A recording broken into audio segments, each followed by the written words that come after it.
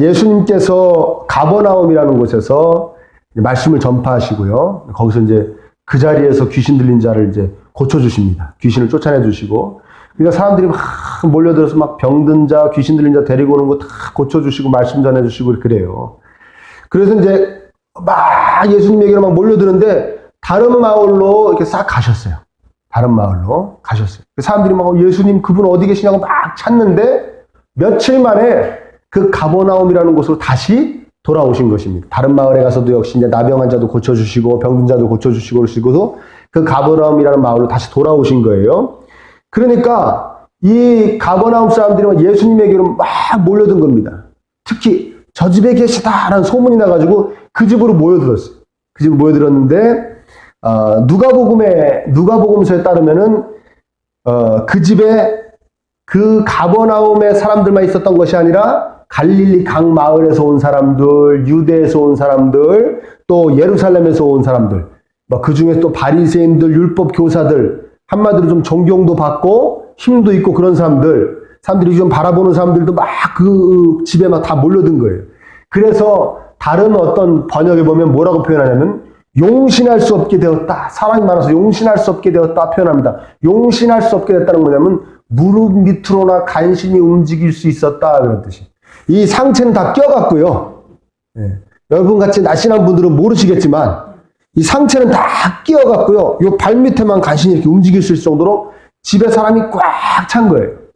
거기서 이제 예수님께서 막 말씀을 전하십니다. 말씀을 전하시는데 그때 한 사람의 무리가 이 집 앞으로 오는 거예요. 어떤 사람들이냐? 중풍병자를.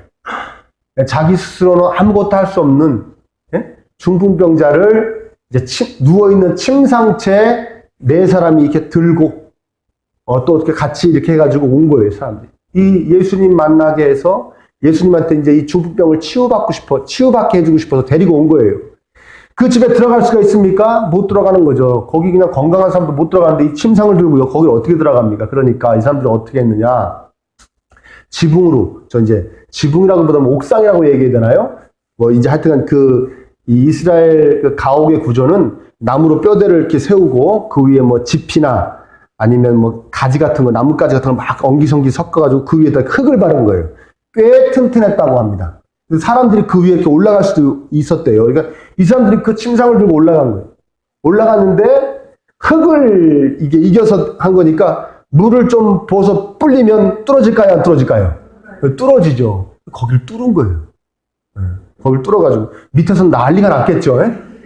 밑에서 난리가 났을 거예요. 이게 무슨 날벼락이냐. 하여튼 이게 뚫으면 뻥 뚫어졌을까요? 밑으로 좀 떨어졌을까요? 상당히 떨어졌겠죠. 상당량이 떨어졌겠죠. 거기서 그 침상을 달아내린 거예요. 이 밧줄에 묶어서 달아내린 거예요. 그래서 예수님이 그걸 보시고 그 침상 누워서 이렇게 달려갖고 왔던 그 침상을 그 사람이 그 중풍병자 걸렸던 사람이 스스로 가지고 나갈 수 있을 정도로 완치를 시켜줍니다. 그것이 오늘 이 성경의 본문의 말씀입니다. 그런데 5절에 보면 뭐라고 말씀하시냐면 예수께서 그들의 믿음을 보시고 그랬어요. 중풍병자를 포함한 모든 그 사람들 있죠. 그들의 믿음을 보시고 그 중풍병자의 중풍병을 치유해 주셨다는 거예요. 그러니까 이 중풍병자가 치유받는 데는 데리고 온 사람들의 믿음이 큰 역할을 했다는 거예요. 그 믿음을 보시고 치유해 주셨다는 거니까요. 근데 그 지붕을 뚫은 그들의 믿음 안에는 한 3가지 정도의 요소가 있어요. 첫 번째는 제일 이제 기초가 되는 건데 뭐냐면 그 중풍병자에 대한 사랑이죠. 지붕을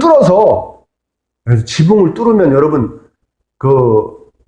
무슨 곤욕을 치를 줄 압니까? 그렇죠? 어떤 분들은 본문을 보면서 이런 본문을 보면서 뭐라고 하여튼간 예수님 믿는 사람들이 예의가 없다는 거예요. 자기들 이익만을 위해서 남의 지붕을 왜 뚫느냐는 거예요. 지금 이 본문은 그런 얘기 하려고 그런 거 아닙니다. 그런 궁금증이 생기시는 분은 나중에 저한테 토의를 제의하시고요. 지금 그 얘기 하려고 그런 것이 아니라 얼마나 간절한 거예요. 저 지붕을 뚫어서 내가 얼마를 물어주든지 어떤 곤욕을 치르든지 이 사람을 고쳐보고 싶다는 거예요. 사랑이 있죠. 그 중풍병자에 대한 사랑이 있을 때고 그 다음에 또 뭐가 있습니까? 지붕을 뚫은 것 때문에 어떤 일이 생기더라도 예수님을 만나야만 고침받을 수 있다는 믿음이 있었던 것이죠. 그리고 예수님은 분명히 아무리 막 지붕 뚫고 먼지 나게 하고 어떻게 해서 불편하게 끼쳐드려도 불쌍히 여기시고 기쁜 마음으로 기꺼이 고쳐주실 그 좋으신 분이라는 믿음이 있었던 거예요. 그래서 그 지붕을 뚫은 겁니다. 그래서 그들의 그 믿음, 그 사랑과 믿음을 보시고 예수님께서 감동받으신 것 같아요. 야, 정말 대단하다. 썽썽한 사람도 데리고 오라고 해도 안 데리고 오는데 이 어려운 사람을 어떻게 이렇게 메고 데리고 왔니? 지붕은 또 어떻게 뚫었니? 참 대단하다. 너희들의 믿음이 대단하다. 사랑이 대단하다. 그걸 고쳐주신 거예요. 자, 이 본문 말씀이 우리한테 딱 주는 메시지, 간단한 메시지 뭡니까? 한번 따라합니다. 복 받는 사람은 믿음의 사람들과 함께한다. 진리입니다, 진리. 그러니까 우리 가정이 복을 받으려면 믿음의 사람이 있어야 되는 거예요. 내가 복을 받으려면 내 가까이 하는 사람이 복 받는 사람이에요. 믿음의 사람들이 있어야 돼요. 네. 여러분들은 주로 어떤 분들과 교제하고 어울리십니까? 한번 생각해 보십시오. 우리가 이렇게 삶을 살면요, 이 중풍병자를 메고 온 사람들처럼, 이 믿음의 사람들처럼요, 나를 예수님께로 이렇게 자꾸 믿음의 길로 이끄는 사람이 있고요, 아니면 반대로 이끄는 사람들이 있어요. 그렇죠? 네, 그래요. 교회에서 어떤 교회 안에서 어떤 부족한 면이 보이거나, 아니면 성도한테, 교인이나 목사님한테나 이렇게 부족한 면이 보이면요, 막 그걸 봤을 때, 어쩌면 저런데, 너무 실망스러워 그러면요, 어떤 분도 이렇게 얘기하는 분들이 있어요. 우리도 부족하잖아. 네. 점점 다 같이 좋아지는 것이지. 우리 함께 기도하자고. 그렇게 좋은 쪽으로 우리 기도해야지. 예수님만이 우리를 변화시키지 어떻게 그러고서 막 이렇게 좋은 쪽으로 이끄는 사람이 있는 반면에 너도 봤니? 어쩌면 그런 데니? 그런 분이 계세요. 막 믿음으로 진짜 이렇게 주저앉고 실망하고 내 삶 가운데 너무 어려움이 있고 힘들어가지고 하나님, 저하고 함께 하시나요? 힘들어갖고 그래가지고, 주변에 사람한테 얘기하면은, 그래, 함께 기도하자. 교회 가자. 예배 드리자. 그런 사람이 있는가 반면에, 그렇지, 우울할 땐 바람 쐬야 돼. 여행이나 가자. 나 교회 일 하다가 너무 힘들어. 사람들하고 부딪히고, 너무 스트레스 받아. 야, 신앙생활 기쁘자고 하는 건데, 뭐하러 그런 거 아니? 나하고 춤이나 배우러 가자. 취미생활이나 하자. 아주 완전히 반대로 얘기하는 사람들이 있어요. 예수님께로 가자. 더욱더 기도하자. 더욱더 믿음 붙잡자. 하는 사람이 있는가 하면 세상으로 가자. 뭐하러 스트레스 받고 신앙생활하니? 좋은 게 좋은 거다. 하는 사람이 있어요. 우리 목사님들 중에서도 그래요. 우리 목사님들 중에서도. 김 목사 어렵지. 그래. 사람 변화시키는 게 쉽나? 사람 변화시키는 게 쉬운 거면 예수님이 뭐하러 십자가에서 죽으셨겠어? 사람 변화시키는 게 얼마나 어려우면 하나님이 죽으셨겠어? 그러니까 우리 기도하자. 죽도록 충성하자고. 저한테 그러는 분이 있고요. 목사님들 중에. 또 어떤 목사님들은 대충 해. 아이고 어차피 먹고 살자고 하는 일인데 건강 해쳐. 대충 해. 그냥 저기 가르치려면 목사한테 충성하는 법이나 가르치고 대충 재밌게 해. 그러다가 가끔 맛있는 것도 먹으러 다니고 성도들에게 목회가 별거야? 그렇게 하는 거지? 네, 그렇게 해. 이렇게 하는 분들이 있어요. 저는 어느 쪽일까요? 여러분 주변에 어떤 분들이 계십니까? 예수님께로 막 데리고 가는 진짜 여러분들이 영적으로 육적으로 중풍병이 걸리면 예수님께로 메고 기꺼이 가서 지붕 뚫을 사람이 여러분 주변에 계십니까? 아니면 반대로 세상으로 데리고 갈 사람이 계십니까? 한번 생각해 보십시오. 이 중풍병자를 메고 예수님께로 나온 이 사람들은요, 이왕이면 이런 사람들과 함께 해야 될 사람들이 아니라요, 꼭 함께 해야만 할 사람들입니다. 아멘입니까? 네. 이런 분들. 예수님께로 데리고 가서 기꺼이 지붕을 뚫을 수 있는 사람들은 꼭 내 주변에 있어야 돼요. 함께 해야만 할 사람들이에요. 함께 하면 이왕이면 좋지, 그게 아니라, 꼭 함께 해야만 할 사람. 그런 분들과 교제하고 계십니까? 그런 분들이 곁에 계십니까? 저는 여러분들을 축복합니다. 네. 어떠한 어려움도 믿음으로 뚫고 여러분을 예수님에게로 인도할 수 있는 분들이 여러분 주변에 가득하시기를. 그 사랑과 믿음이 충만하신 분들이 여러분 주변에 가득하시기를 축복합니다. 그리고 그런 함께 해야만, 꼭 함께 해야만 할 분들과 계속된 교제가 풍성히 이루어지시기를 또한 축복합니다. 그런데 또 한 가지 생각해 볼 것은, 그러면 나는 어떤 사람이냐 이거예요. 내 주변에 그렇게 꼭 함께 해야만 할 사람들이 있어야 되는데, 그런 사람들과 교제해야 되는데, 그럼 나는 다른 사람한테 꼭 함께 해야만 할 사람인가 한번 생각해 봐야 되는데, 나는 다른 사람을 예수님에게로 인도하는 사람인가? 나는 다른 사람이 영육간에 중풍병이 걸렸을 때 그 사람을 메고 기꺼이 예수님이 계신 지붕을 뚫을 수 있는 그런 믿음과 사랑이 있는 사람인가? 그걸 생각해 보자는 것이죠. 여기에는요, 예외가 없습니다. 이 관계에서는요. 부부 간에도, 부모 자식 간에도 예외가 없는 거예요. 여러분 이렇게 생각할 수 있어요. 아이고, 목사님, 자식이 어려움에 처하고 영육간에 중풍병이 걸렸는데 어떤 부모가 예수님에게로 데리고 가가지고 지붕을 안 뚫겠습니까? 하고 생각하시죠?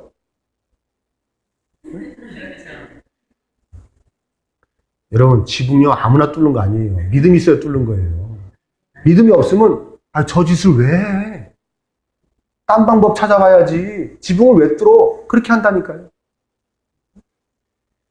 세상에서는 어떤 사람입니까, 여러분? 세상에서는 영적으로, 여러분, 이 세상의 불신자들은 다 영적으로 중풍병 걸려 있는 사람들 아닙니까? 왜? 자기 스스로 예수님에게로 못 오잖아요.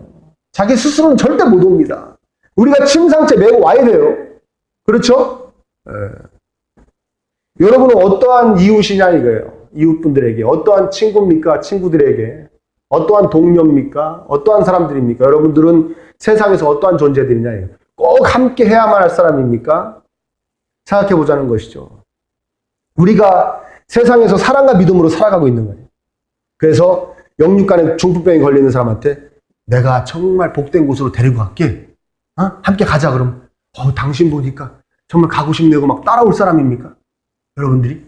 나 그렇게 살았습니까? 내가 그렇게 살았나요? 한번 생각해 보자는 겁니다. 아니면 여러분들이 영육간에 중풍병 걸린 사람한테 가자. 자, 날 따라와. 그런데 내가 너 평상시에 산 걸 보니까 날 어디다가 팔아먹을 것 같아. 난 너는 못 따라가겠다. 네? 혹시 그런가요? 우리 생각해 봐야 되는 겁니다. 내 주변에 있는 사람들이 나를 믿고 내가 가자고 그러는 데를 따라올 수 있을까? 아니면 난 네가 가는 데는 도저히 믿을 수가 없다. 난 못 가겠다. 너를 보니 못 가겠다. 이게 심각한 거죠. 그러면 어떻게 이런 함께 꼭 함께 해야만 할 사람이 될 수 있는가? 어떻게 하면 그런 사람이 될 수 있는가?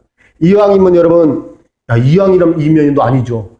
꼭 여러분 함께 해야 할 분들이 되시길 축원합니다. 그리고 신앙생활 하는 거예요. 아니, 저 사람은 그냥 만나도 그만, 함께 해도 그만, 안 해도 그만이 아니라 저 사람은 꼭 함께 해야 돼. 아멘? 나는 아버지가 우리 아버지가 너무 좋아요. 난 엄마가 우리 엄마가 너무 좋아요. 응?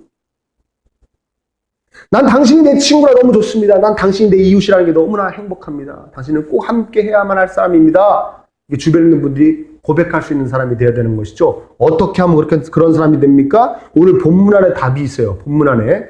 여러분, 예수님께서 그 중풍병자에 대한 치유를 어떻게 선포하시냐면 이렇게 선포하십니다. 5절 한번 읽어볼까요? 5절 시작. 예수께서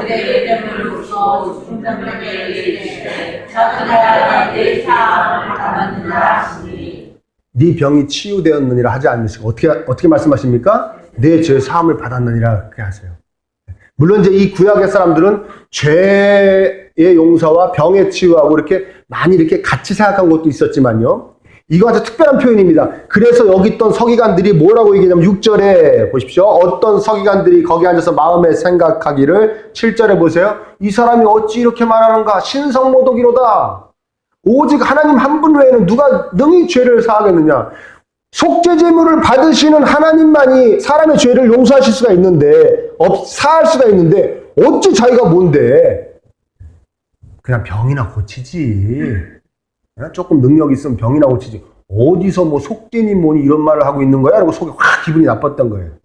이해되십니까? 예수님이 이거를 다 읽으신 거죠. 아, 이것들이 또 뚱하고 앉아있구나. 속에 기분이 나쁘구나. 내가 속죄니 어쩌니 죄를 사한다 이런 말 했다고 신성모독이라고 생각하는구나. 딱 아시고 9절에 보니까 이렇게 말씀하십니다. 중풍병자에게 내 죄 사함을 받았느니라 하는 말과 일어나 내 상을 가지고 걸어가라. 일어나 내 상을 가지고 걸어가라는 말은 치유받았다는 말이죠. 그러니까 너에게 중풍병자에게 내가 내 죄 사함을 받았느니라 하고 말하는 것하고 너 병 치유받았으니 가라 하는 말 중에 어느 것이 쉽겠느냐? 어느 것이 쉽겠느냐? 병을 낫게 한 사람은 구약에도 많이 있어요. 근데 죄를 사한 사람은 구약에도 한 명도 없습니다. 구약 성경에도. 읽어보셨으니까 알죠? 늘 읽어보셨으니까? 매일매일 읽어보셨으니까 아시죠? 죄를 사는 오직 하나님만이 하는 거예요. 그러니까 예수님이 이렇게 말씀하시는 거예요. 나도 그런 말 하기가 불편해. 나 좋자고 한 말 아니야. 나도 그냥 너 병 치유받았다 하면 얼마나 쉬워. 근데 왜 내가 논란의 중심에 설 수 있게 이렇게 불편을 받을 수 있게 내가 왜 죄를 사하겠다 죄를 사했단 말을 내가 뭐하러 했겠어. 나도 그 말이 더 불편해. 그런데 왜 했냐. 10절에 인자가 땅에서 죄를 사하는 권세가 있는 줄을 너희로 알게 하려 하노라. 아멘입니까? 굳이 내가 죄 사함을 받았다라고 말하는 것은 내가 단순히 병 고쳐주는 존재가 아니라 너희들의 죄를 용서할 수 있는 존재. 내가 메시아이며, 내가 하나님의 아들이며, 내가 구원자며, 내가 곧 하나님이다. 이걸 가르쳐주고 싶은 거야. 그래서 이 말을 한 거야. 그렇게 말씀하시는 거죠.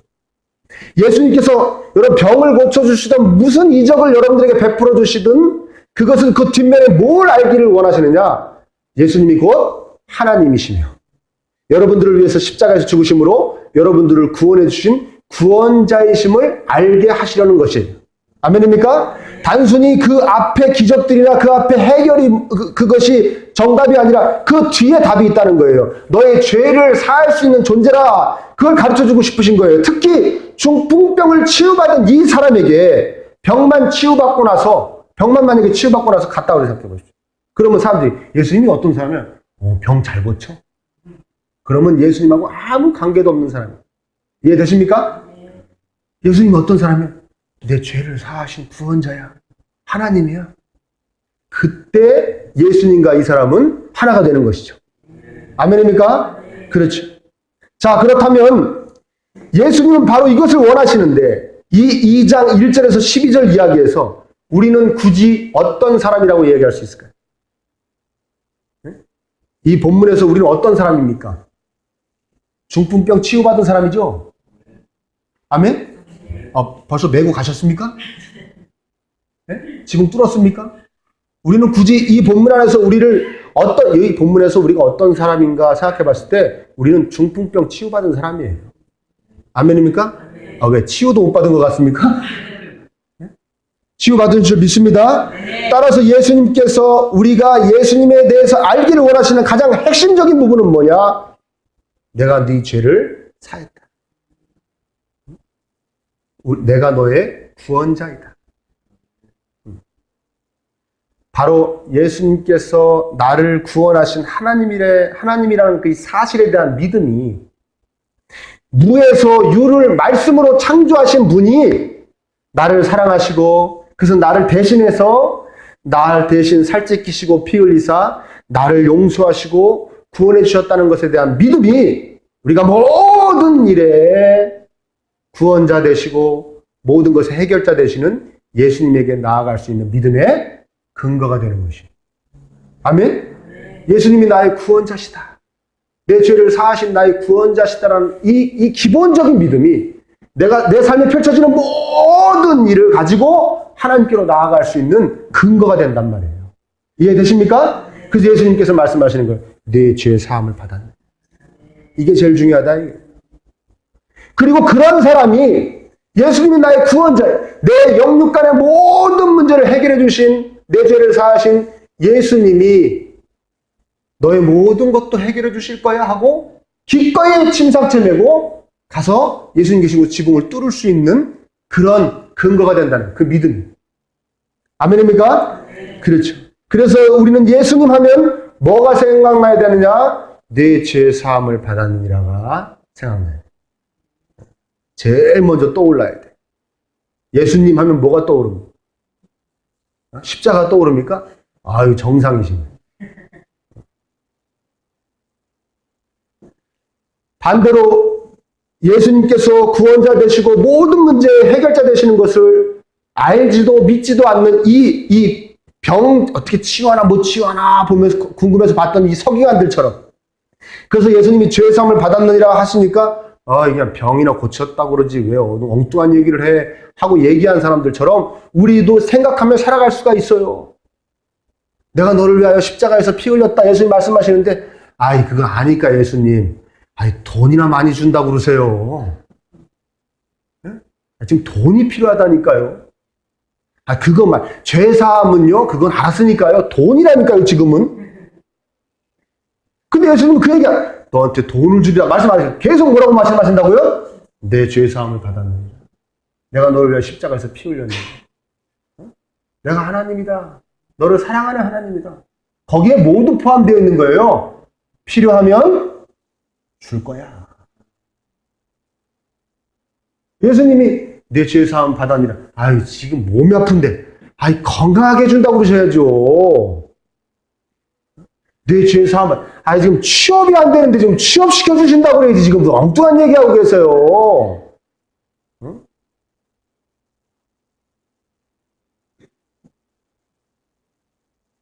여러분 생각해 보세요.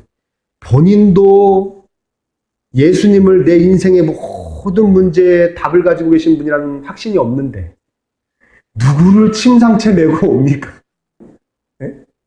누구를 침상채 메고 와서 지붕을 뚫습니까? 상상할 수도 없죠. 여러분 우리가 어떤 질병에 걸리면 왜 여기저기 알아보고 막 병원을 고릅니까? 거기에 그 병을 제일 잘 고칠 의사 선생님이 계시다는 얘기를 듣고 가는 거죠. 하여튼 그 병을 고칠 수 있는 최고 센 사람한테 가는 거 아닙니까? 아멘입니까? 그렇죠. 내 주변에 또 나한테 내 주변에 사람에게 문제가 생기면 그 문제를 가장 잘 해결할 수 있는 그런 가장 센 존재한테 가게 되어 있어요, 사람은. 여러분 누구한테 갑니까? 여러분 삶에 문제가 생기면 누구한테 갑니까? 돈 많은 아버지한테 갑니까? 네? 누구한테 갑니까? 돈이 제일 세 보이면 돈으로 해결하려고 그러는 거고요. 여러분 심령이 아멘? 네. 사람이 제일 세 보이면 사람한테 가서 부탁하는 거고요. 수단이 제일 세 보이면 수단 부리는 겁니다. 노력하면 될 것 같으면 노력하는 겁니다. 근데 여러분 잊지 마십시오. 제일 센 분은 예수님입니다. 아멘? 그것도 어느 한 분야의 제일 센 분이 아니라 여러분 영육간의 모든 문제의 제일 센 분. 아멘? 유일한 답지를 갖고 계신 분. 해결해 주실 수 있는 분. 오직 예수님인 줄 믿으시기를 축복합니다. 이제 제일 먼저 예수님에게로 가야죠. 제일 먼저 예수님에게로 가야죠. 우리 주변에 있는 분들에게 어려움이 닥쳐오면 데리고 예수님에게로 가야 됩니다. 기도해 줘야 됩니다. 내가 배 아파 낳은 우리 자녀들에게 어려움이 닥쳐오면 예수님에게로 가야 됩니다. 울며 자녀를 품고 예수님께 기도해야 됩니다. 그게 지붕을 뚫는 겁니다. 뭐가 지붕을 뚫는 거라고요? 기도하는, 붙잡고 기도하는, 품고 기도하는. 붙잡고 기도하라니까 또 붙잡고 기도하는 게 아니에요. 애를 붙잡아 놓고 기도하는 게 아니라 내 안에 품고 기도하는 것이죠. 마음에 품고. 우리 회개해야 됩니다, 여러분. 우리 회개해야 돼요. 뭐라고 회개해야 됩니까? 예수님, 제 주변의 사람들이 이렇게 힘들어하는데, 아니 뭐 주변까지 얘기할 거 없고 우리 아들, 딸들이 이렇게 힘들게 사는데, 이렇게 힘들어하는데 제가 한 번도 우리 아들, 딸을 붙잡고 밤새 기도해 본 적이 없네요. 회개해야 됩니다. 지금 세상은 점점 고령화되고 어르신들만 늘어나고 애들은 점점 줄어들고 우리 애들 앞으로 살 길이 막막하다고 그러는데 매일 뉴스에서 그렇게 얘기하는데 나는 우리 자녀들을 붙잡고 한 번도 눈물 뿌리며 기도한 적이 없네요. 잘 되겠지 뭐.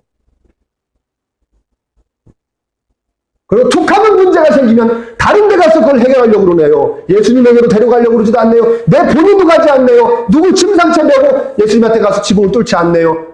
다른 데 가서 어떻게 해결을 받을까? 어떤 다른 방법 없을까? 맨날 이렇게만 찾고 있네요. 우리 회개해야 됩니다. 우리 회개해야 돼요. 자녀를 위해서 여러분 길게 기도해 본 적 있습니까? 네? 눈물 뿌려가며 기도해 본 적 있어요? 우리가 변해야 될 줄 믿습니다. 우리 영적인 중풍병자였어요. 우리도 그렇죠? 우리를 고쳐주신 것은 우리 죄를 사하시고 우리 영육간의 모든 문제를 해결해 주신 것은 지금도 아파하고 있는 내 주변의 사람들. 아멘? 예수님만이 유일한 구원자고 해결자 되심을 그것에 대한 확신을 갖고 담대하게 그 아파하는 사람들 데리고 오라고 우리를 구원해 주신 줄 믿습니다. 우리를 치유해 주신 줄 믿습니다. 데려갈 수 있는 사람 돼야죠. 여러분 주변에 축복이 넘쳐야 됩니다. 꼭 이렇게 오늘 본문에 나온 이 침상채 메고 온 사람들처럼 이런 사람들 여러분 진심으로 사랑해주고 여러분 예수님에게로 자꾸 이끄는 분들이 주변에 많아지시기를 축복합니다. 그리고 무엇보다 저와 여러분들이 그런 꼭 함께 해야만 할 사람이 되기를 간절히 축복합니다. 그러기 위해서 여러분 귀에 늘 내 죄 사함을 받았느니라. 내가 너를 구원했느니라. 내가 너를 위하여 십자가에서 피 흘렸느니라. 이 소리가 계속 들리는 저와 여러분들의 삶이 되시기를 축복합니다.